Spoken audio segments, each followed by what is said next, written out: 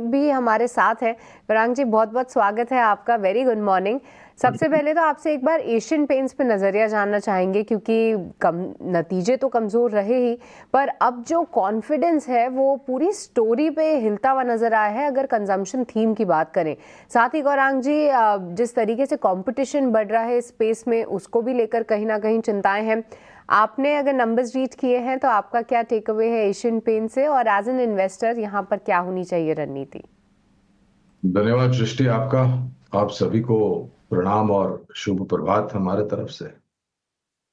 सृष्टि, अगर आपकी निवेश की रणनीति है लंबी अवधि के लिए, तो मेरे ख्याल से अगर तिमाही दर तिमाही आप इधर से उछल करके उधर जाएंगे, उधर से उछल करके इधर आएंगे, तो आप कभी भी सक्षम रूप से लंबी अवधि के लिए निवेशक नहीं बन पाएंगे। देखिए, वित्तीय वर्ष में 4 तिमाही होती है, और ये जरूरी नहीं है और ये उम्मीद रखना भी मेरे ख्याल से अनिवार्य नहीं है कि आपको हर तिमाही में कंपनियां 15-20% का इजाफा अपने जो आय है उसको लेकर के दे, या फिर 10-15% मुनाफा, जो शुद्ध मुनाफा है, प्रतिशत मुनाफे में दिखाई दे, या फिर अपने जो मार्जिन है उसको 12-15% से निरंतर तिमाही दर तिमाही सुधारे।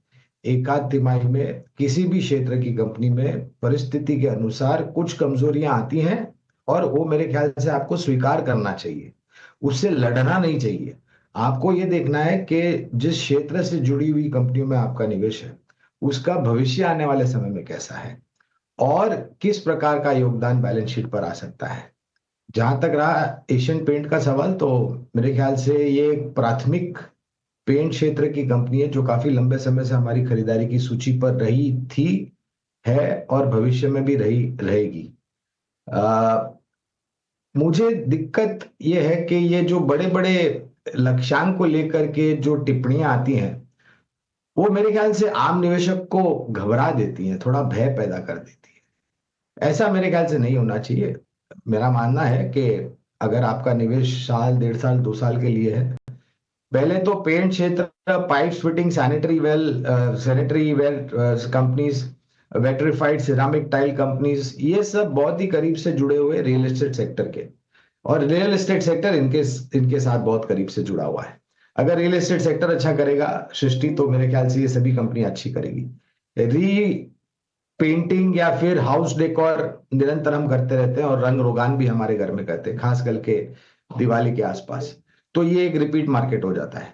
कहने का तात्पर्य ये है कि अगर मुझे कुछ एक चिंता जो है वो छोटी मध्यम अवधि के लिए थोड़ी बहुत चिंता का कारण लग रहा है, वो है कच्चे तेल के दाम। क्योंकि खाड़ी में जिस तरीके से परिस्थिति है, ज्यादातर कच्चे तेल में उतार चढ़ाव उसको लेकर के आता है, न कि ओपेक प्लस या फिर उत्पादन या फिर खपत को लेकर के आता है। लेकिन लंबी अवधि का निवेश है तो बने रहे। आपने बात करी प्रतिस्पर्धा की, तो ये आप और हम जैसे उपभोक्ताओं के लिए बहुत अच्छी बात है, क्योंकि ब्याजबी दाम पे अच्छे प्रोडक्ट हमें मिलेंगे।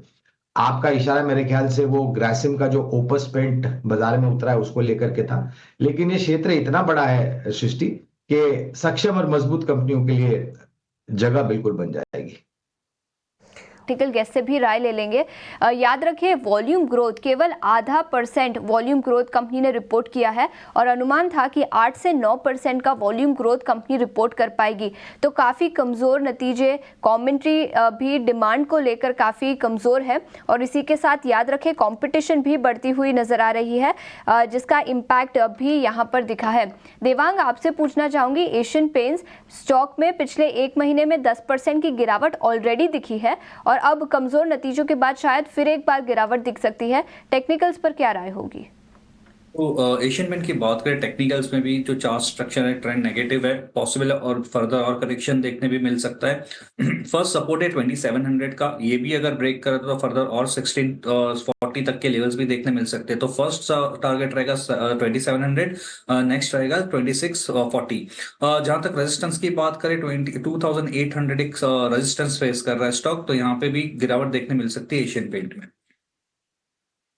गिरावट दिख सकती है, लेकिन